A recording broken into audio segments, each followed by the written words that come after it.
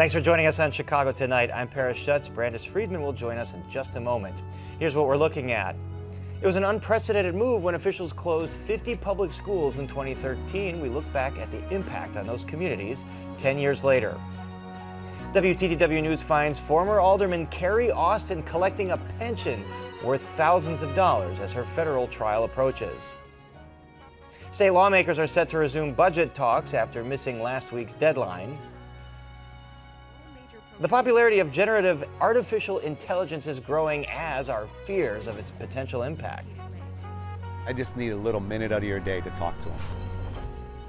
And talking trash with an award-winning garbage collector. Now to Brandis for our top story tonight. Paris, it was an unprecedented and controversial move in Chicago's history. 10 years ago today, Chicago Board of Education members voted to close 50 of the city's public schools to help address a $1 billion budget deficit. This happened despite strong opposition from educators, parents, and students. Tonight, we look back at that decision, which became the largest mass school closure in U.S. history, and the impact felt in communities a decade later. Joining us now are Alderperson Jeanette Taylor of the Southside's 20th Ward. She's also the newly appointed chair of the City Council's Education Committee. And Carlos Escoicha, a member of the Chicago Board of Education when this vote was taken in 2013. He's been a teacher and principal in the Chicago public school system and served as CPS's deputy chief of education. He's now a professor emeritus at National Louis University. Thanks to you both for joining us. Alderperson Taylor, let's start with you, please. You made headlines some years ago during a month-long hunger strike. This was before you became alderperson, to save one of the schools that was targeted for closure, Dyett High School. It was saved in that round, later closed. Of course, at the time, 50 schools were closed. How has that closure impacted those neighborhoods? Those schools were the last stable foundations that we had in the community, and when they closed, you threw a grenade in our community, and so we've lost a lot of families. We lost a lot of young people. Can't tell you the number of young people who should have been in school who actually got killed, and so this was a bad decision that the community is still reeling from. We're still figuring out. A lot of those buildings are still empty. We haven't decided what to do with them because they're so sensitive. When the community is very sensitive when it comes to decide what to do, and so there has to be a real community plan for us to decide what we do with those buildings. Professor Escoicha, you were one of the Chicago Board of Education members who faced that difficult decision at the time to vote on whether or not to close the schools. How did you approach that vote, each vote? This was a very difficult decision because I'm a community school principal and I have been connected to the community schools. We had 85 schools on the list when it was brought before us. We also have a fiduciary duty as a board member, and at the same time, you want to have educational quality with educational resources. Many of the schools had very limited number of students. They needed a lot of work. Personally, I visited many of these schools, the closer ones as well as the receiving ones, just to make sure that resources were transferred with their teachers and all of that. And then we had to take that vote. You know, this happens sometimes nationwide when you have to make these difficult financial decisions. But I can tell you that it was extremely difficult. I think during my time, it was 2.5 years. We voted 46. Some of them were delayed, and I voted no on a few of them after having walked them and taken a look at where the students were going and the distance between them. When the closures happened, the city promised that students would be better off. And we actually have a video clip from CPS that was posted by the school district itself of then CEO Barbara Byrd Bennett talking about what students and families could expect from the welcoming schools. With these consolidations, what will be made available to our children are the opportunities for an IB preparation school, the opportunity for a STEM school, the opportunity for a STEAM school where we add the arts. I think that what will happen and what our parents will sit back at the end of next year and say is, my child has a better opportunity. Of course, the video there from Chicago Public Schools, and we all know that Barbara Byrd Bennett would later on end up in federal prison for charges related to corruption. But research, even from the University of Chicago Consortium, showed that students only did marginally better at their newer schools, and in some cases worse. Professor Escoicha, do you think students were better off looking back now? Well, at the beginning, we traced back, at the beginning, how the students were doing. And they were doing well at the beginning because they had more resources to their advantage. Of course, that's more of a longitudinal type of study, what happens later. But at the beginning, there was positive feedback. We also recommended, and I myself vehemently, that many of these schools would become community centers with city services, adult education, serving. And some of them have become that, but it's a process that has moved too slow. Too slow. Alderperson Taylor, residents were promised, as we've discussed, that former buildings would be transformed into community assets. Our colleagues at WBEZ and the Chicago Sun-Times reporting that less than half the buildings have been repurposed at all. Is this enough after 10 years? Absolutely not. We failed and we didn't keep our commitment. The community that was promised that these buildings would take on things that the community wants to see, and CPS and the City of Chicago have moved way too slow. Well, as now the chair of the City Council's Education Committee, how do you plan on addressing this from your position? We're going to have a real conversation about what assets we actually own and what the community wants to see. We need to be able to honor those spaces and to make sure that we remember that these were once schools, and young people can't go back. You can't go back to your elementary school. You take away a piece of my childhood when you did that. And so we have to make good with the community, but also move forward and make sure that these buildings turn into something that the community, not CPS, not the City of Chicago, but what the community wants to see. You only get to do each grade once. Professor Escoicha, looking back, would you do anything differently? Would you have done anything differently? Perhaps we would not consider as many. We would take more time in reviewing the impact of all of these things. Even though we had public hearings for each of those schools, and we heard a lot of testimony, but perhaps you would have taken in a smaller segment and then made sure that those schools would have really become community centers, serving students, even in after-school programs, because then when you shared space, you could do that. You hear the word community a lot. Before we began the show, we learned that both of you are big fans of community schools and Chicago Public Schools. We'll have to leave it there for now. Of course, Alderperson Jeanette Taylor and Professor Carlos Escoicha, thank you both for joining us. Thank you. And now to Paris for some more of today's top stories. Paris. All right, thanks, Brandis. A disturbance at a suburban grocery store earlier today. Evanston police have since issued an all-clear statement after a downtown Whole Foods got an anonymous bomb threat early this afternoon. Patrons and employees were evacuated as the store went on lockdown. Evanston police now say they investigated the store with the Cook County Bomb Squad before deeming it safe. They're investigating the origins of the call. Chicago police say they're on the lookout for 18 men who attempted to break into the post office at the Thompson Center this morning. Police say the group of more than a dozen broke a front door and gained entry to the Loop building just after midnight. Police say nobody is in custody, and a post office spokesperson did not immediately return a request for comment. A local effort to get guns off of Chicago's streets. Father Michael Flager in St. Sabina held a gun turn-in event outside that Southside church today. Countries that have gotten rid of guns, that put restrictions on them, show that violence goes down. So I just think I'm going to continue as long as I got breath to use my voice to deal with this gun issue and call us to stop making guns our first line of offense.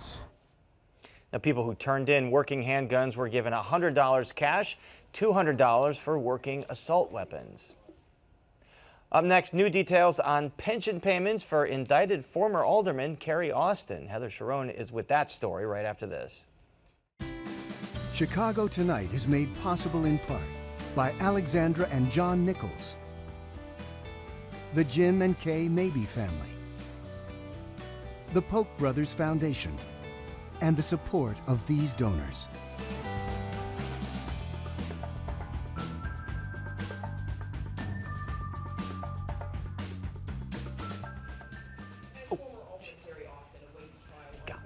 corruption charges, she's started collecting a pension of more than $114,000 a year. That's based on records obtained by WTTW News, and our reporter Heather Sharon joins us now with more. Heather, former Alderwoman Kerry Austin, she resigned from City Council in March. How has her pension been calculated? Well, she started drawing this pension, which amounts to $9,500 per month, the day after she resigned from the City Council. And it's calculated on an average of what she earned in her final 4 years of work, and she can get up to 80% of her salary. Now, that is based on her working at least 20 years for the City Council. On both accounts, that is more generous than other city employees will get, and it means that she will have a nice nest egg to carry her through her retirement. Okay, so does it matter then that she's facing federal corruption charges? It does not. Of course, she is innocent until she is proven guilty, so she will have to wait to see if she stands trial on these charges, which accuse her of accepting bribes from developers, including a sump pump, tiles, and kitchen cabinets, and then lying about it to FBI agents. Now, she's told the federal judge in her case that she is too ill to stand trial, an assertion that federal prosecutors say is false. What happens to her pension if she does not face a jury? If she does not stand trial, she will draw that pension until her final day. And there is nothing that anybody can do about it. If she is convicted, however, the pension board that oversees these payments can decide to revoke it because she is accused of official misconduct while she was in office. So what's next for her and the ward that she's represented for more than 28 years? Well, she is due in court, in fact, for the first time since her indictment in July 2021 in August, and that's because of COVID-19 shutdowns and her ill health. In the meantime, her 34th ward has been completely redrawn after the results of the 2020 census. It's now located on the in the West Loop, and what the area she represented is now part of the 21st ward. And of course, we've reported a lot about the significant population drops on the far south side, which is why the 34th ward, as Austin knew it for more than 28 years, doesn't exist anymore. Okay, Heather Sharon, thanks so much. Thanks, Brandis. And you can read Heather's full story on our website, WTTW.com/news. Up next, what might we expect from state lawmakers and their budget talks this week? Stay with us. What does justice for Emmett Till look like for you? Justice for, in our sense, is to serve humanity. Black storytelling is a huge part of our culture, and so we wanted to make sure we gave young writers the opportunity to share their stories. I think it's important that people feel empowered and find a light within themselves, whether it's art or not, but if it can be sparked with an idea, I think that's the type of things that change the world.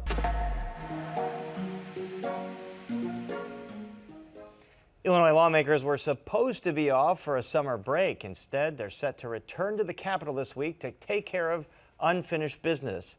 Amanda Vinicky joins us now with more. So, Amanda, when and why are lawmakers going back to Springfield when they had originally hoped that last Friday would be their last work day before the summer? Paris legislators from all over the state are going to be reconvening at the Capitol on Wednesday, and this time they are going to pass a budget. By golly, they mean it. Passing a budget is arguably the single must-happen task for lawmakers, and as you said, it was supposed to have been done by Friday. Instead, that self-imposed deadline came and went without any budget action. Hence the General Assembly's return. They are scheduled to meet again for at least a few days next week. All right, so why couldn't they get it done by that arbitrary deadline? And what is expected to change now? Well, Democrats who control the General Assembly say that negotiations were happening. They just didn't finish, and so they are still coming along. The main point of contention is how much the state can afford to spend on health care for undocumented immigrants. If Governor J.B. Pritzker and the legislative leaders hold true to their promises, the budget has to be balanced. And while Illinois isn't in total penny pinching place right now, that health care program either needs to be curtailed or cuts would have to come somewhere else, and a lot of them. As for what changes, well, pressure.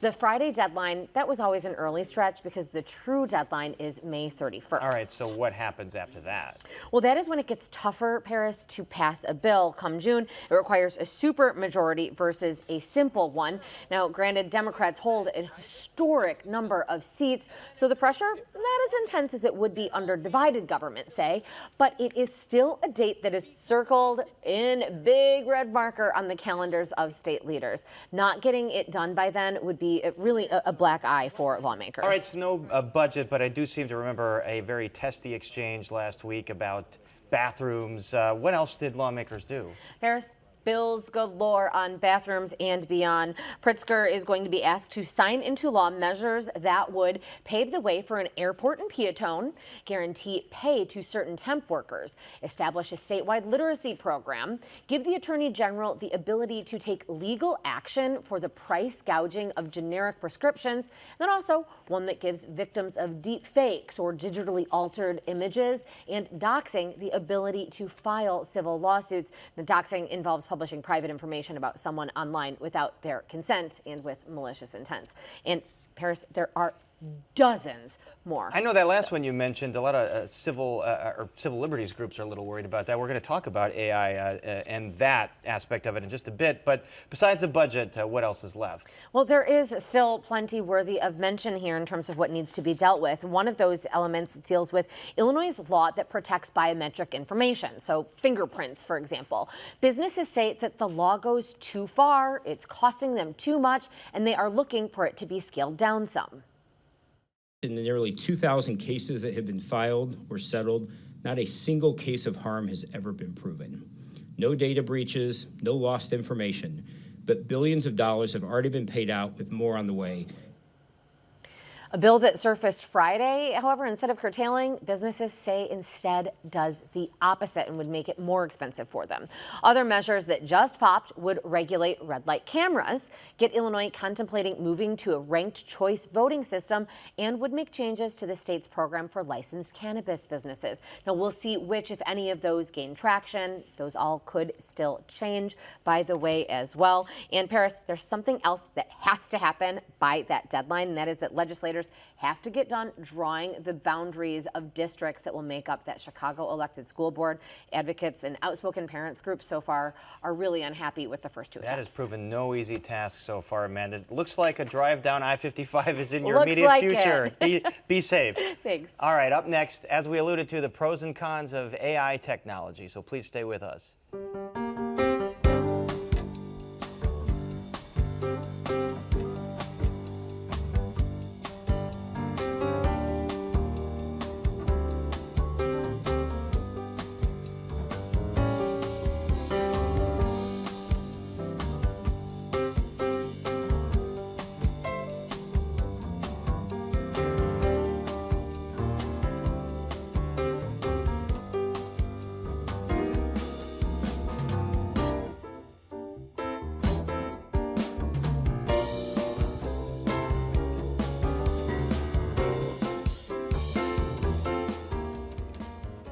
AI technology is rapidly growing, and so is concern about where this technology could go.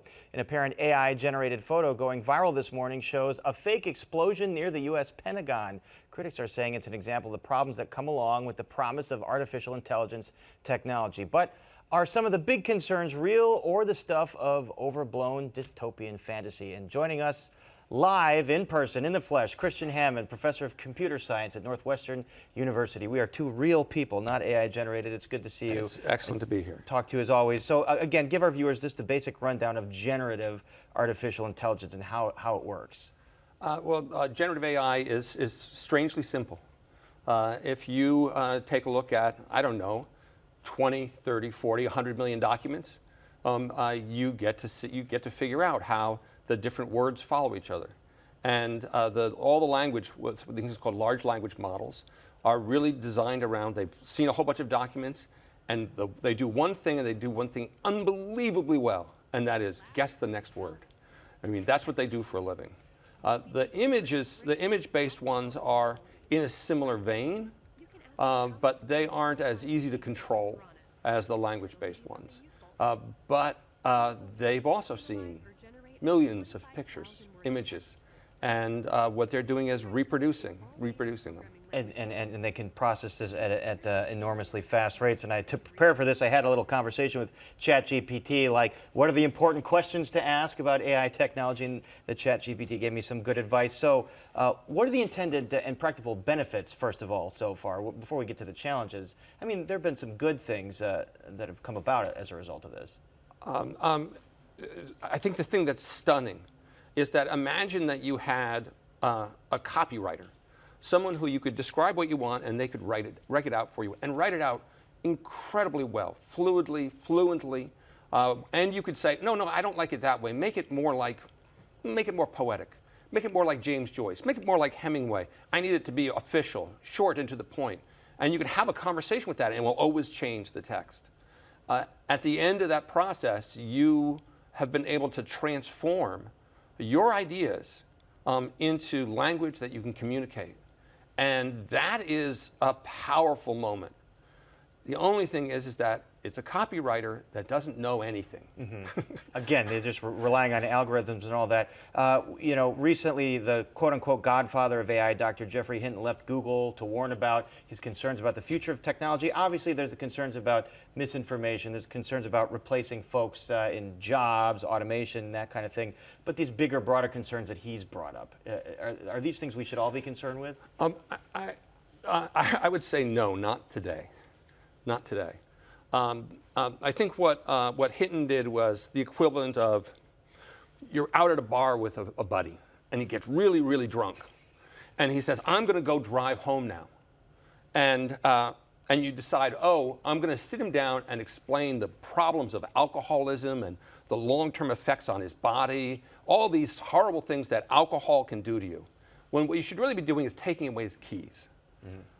Because there are problems that are now and present. So systems that are biased and actually prejudicial against groups of people. Systems that are that exclude. Systems that are designed to actually be somewhat addictive.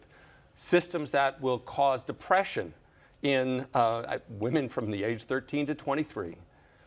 And these are all real problems where I can point the finger and say, this is where this problem comes from, this is where this problem comes from. And we don't seem to be responding to those well.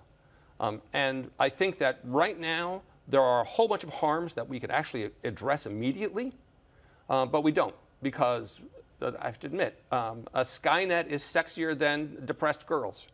And for Hinton has lived in this world his whole life. He knows exactly what the problems are. He's always known. Why he's decided today to come out and say, hey, we should be concerned about the long-term existential threat. I don't know. That might be an open question. I need to ask ChatGPT what they think of why Hinton's coming up. But as you mentioned, those systems get used in algorithms on social media, and that's something that lawmakers just haven't been able to get a handle on. There's so much to talk about, but we're out of time. Chris Hammond, thank you as always for being here and explaining this to us. Thank you. Bye. And up next, we meet the driver of the year. The driver of the year. All right, we explain right after this.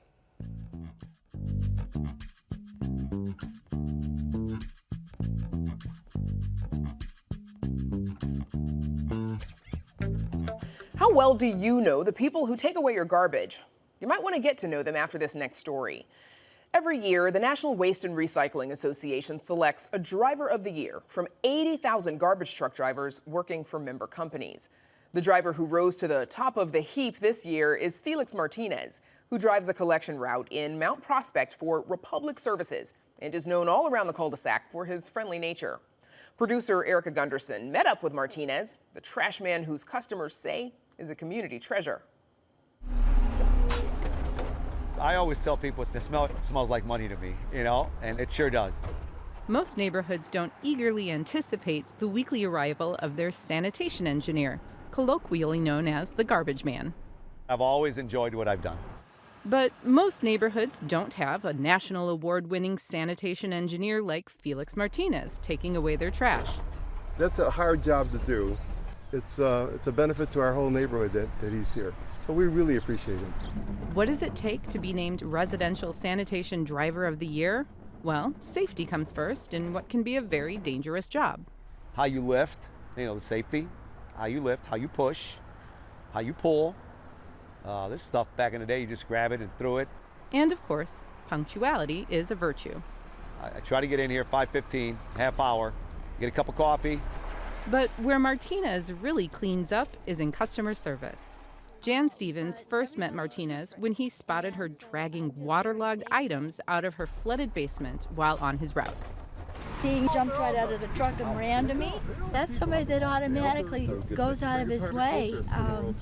And that's how our relationship started. And then I wrote a letter to Republic and I told him how wonderful Felix was. And never would I have dreamed it down the road that he would have won this national honor. When Fred Brill injured his back, he says Martinez went the extra mile to help get his trash out, and now they're good friends. It's taken a lot of years to really get to know each other, considering that our relationship is about 3 minutes a day, 3 minutes once a week, Yeah. Yeah. But And normally if he doesn't come out, I'm calling him. Martinez says he began working in trash collection right out of high school, about 37 years ago. I got into business because of my uncle, Jose Martinez. Maybe because it was outdoors and I was good at it, you know what I mean? I was just fast. Bruce, what's going on, buddy? But he says a gregarious coworker named Leroy showed him he could collect friendships along with the trash. He didn't know he was probably being a mentor to me at the time. And then you realize it now that you're a lot like him, kind of makes me feel proud.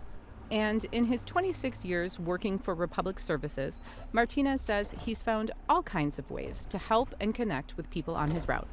I'm telling this elderly lady, hey, it seems like you're moving that too fast. You're making me look slow, so I'll grab it from her. And I'm like, I can do it faster. So I'll walk the can down and they get a chuckle out of it. Anyone want a pop? I'd like to share.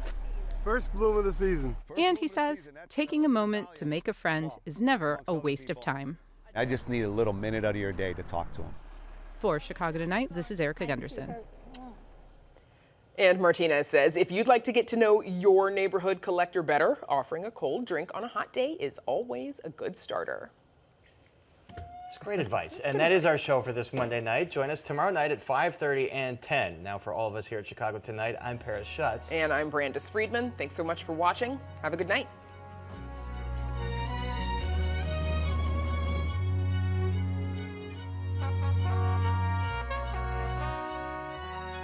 Closed captioning is made possible by Robert A. Clifford and Clifford Law Offices, a proud sponsor of diversity, equity, and inclusion-focused free continuing legal education for lawyers throughout the region.